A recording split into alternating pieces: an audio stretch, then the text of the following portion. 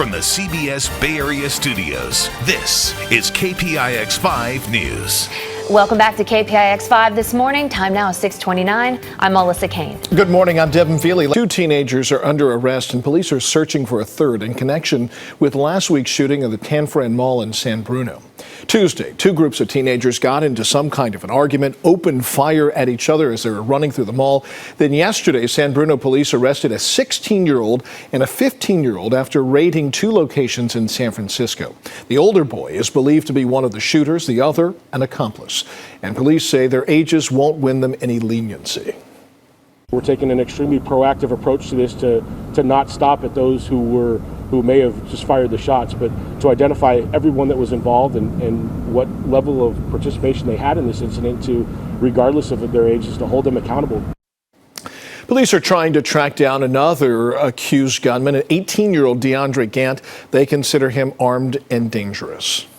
And a bizarre pursuit involving a stolen fire truck led police through 3 Bay Area counties.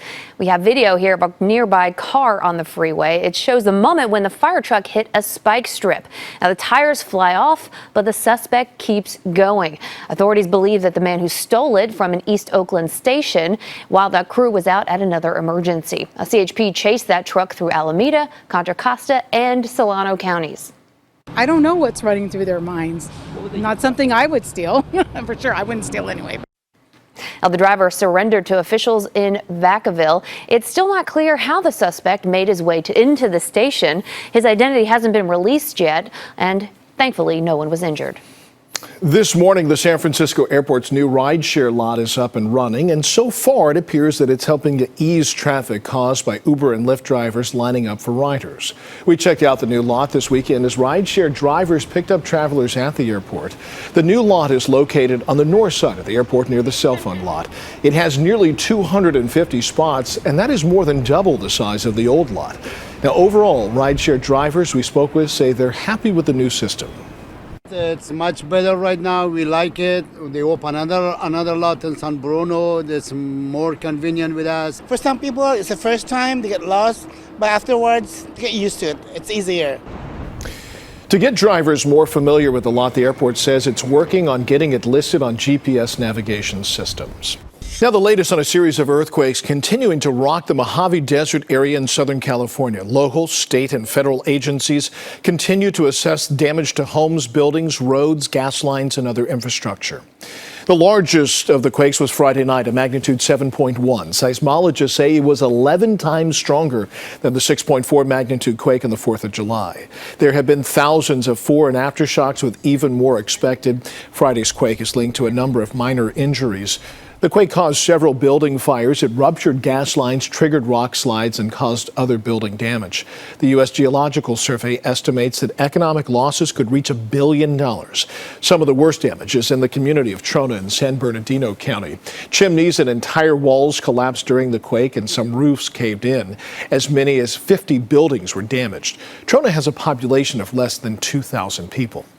Governor Gavin Newsom toured some of the damaged areas yesterday. He says he has a commitment from President Trump for federal help with earthquake recovery efforts.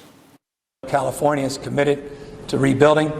California is committed to this region. And California is committed, in closing, to do more to raise consciousness and awareness around the fact that our beauty, California's extraordinary beauty, is defined in many respects by seismology and by these quakes.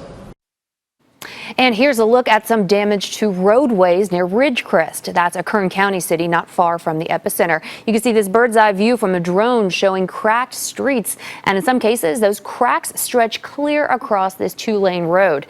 Friday's quake has been blamed for a rock slide here that forced the closure of this stretch of Highway 178.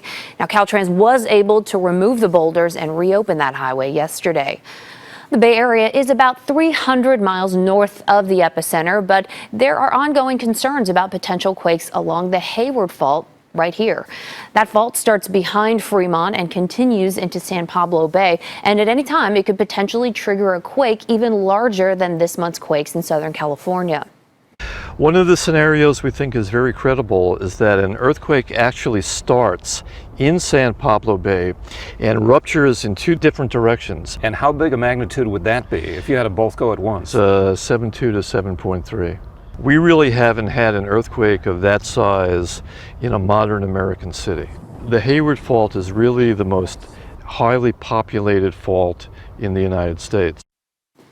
For its 35-mile length, the fault slices directly through hundreds of homes and businesses and has been building up a strain since the last time it caused a massive earthquake in 1868. Now, the average time between big quakes in Hayward on the Hayward Fault is about 150 years. Now, if we do get a major quake, it could knock out utility service and water lines and cell phone towers for days. So for up-to-date information on the Mojave Desert quakes and earthquakes in general, go to our website, KPIX.com, where you'll find disaster preparedness tips, including what you should have packed and ready to go in your earthquake kit. On to some developing news out of South Florida, where a massive natural gas explosion left part of a shopping mall in ruins. At least 21 people were hurt, including 2 with serious injuries. Authorities say that yesterday's blast came from a vacant pizza restaurant in Plantation. When fire crews arrived on the scene, half of the shopping center was already flattened. Bricks, concrete, shards of glass littered the parking lot. The blast also heavily damaged a gym next door. One father and his kids missed the explosion by seconds. Loaded the kids in the car, drove away maybe 15 seconds, 50 yards away, and just in my rearview mirror, we just felt the loudest boom. First responders scoured the area looking for anyone who might be trapped. Everyone has since been accounted for. And in Washington, D.C. yesterday, a heavy police presence at a right-wing rally organized by the Proud Boys. They're so-called Western chauvinists with ties to white nationalism. About 250 supporters protested what they called an anti-conservative bias on social media. But counter-protesters soon outnumbered them, including members of Antifa. No word on any arrests. Thank you so much for joining us this morning.